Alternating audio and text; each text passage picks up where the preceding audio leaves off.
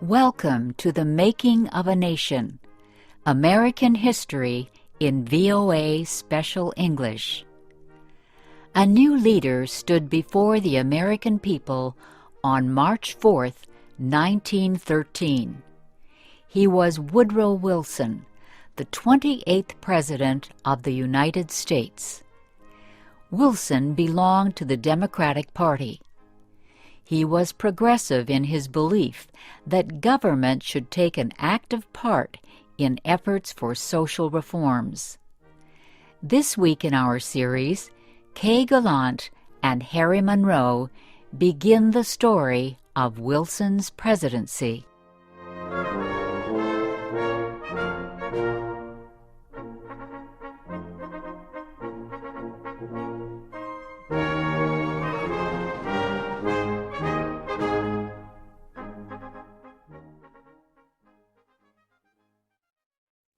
Woodrow Wilson had spent most of his life at Princeton University. First, he was a professor. Then, he was university president. Next, Wilson was elected governor of the state of New Jersey. His early success as governor made him a leading candidate for the Democratic presidential nomination in 1912. Wilson traveled widely around the country during the campaign. He made speeches to many groups. He tried to make himself and his ideas known to as many Americans as possible. Wilson called his program The New Freedom.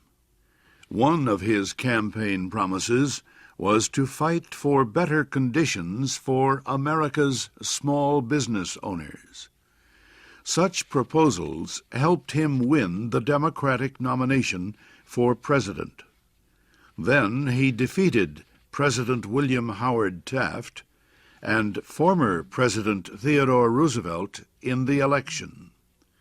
Woodrow Wilson, the former president of a university, had become the president of a nation.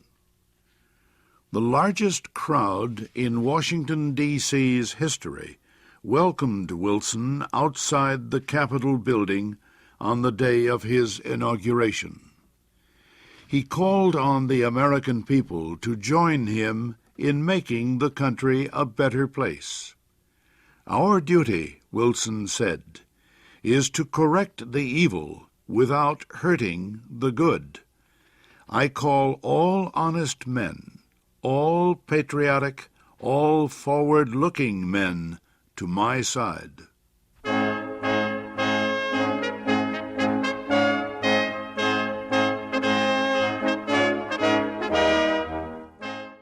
Wilson wasted no time. He immediately called a special session of Congress to act on Democratic campaign promises to reduce import taxes or tariffs. Wilson felt strongly about the need to reform these taxes. He broke tradition by leaving the White House to appear before Congress in person to appeal for his tariff proposals.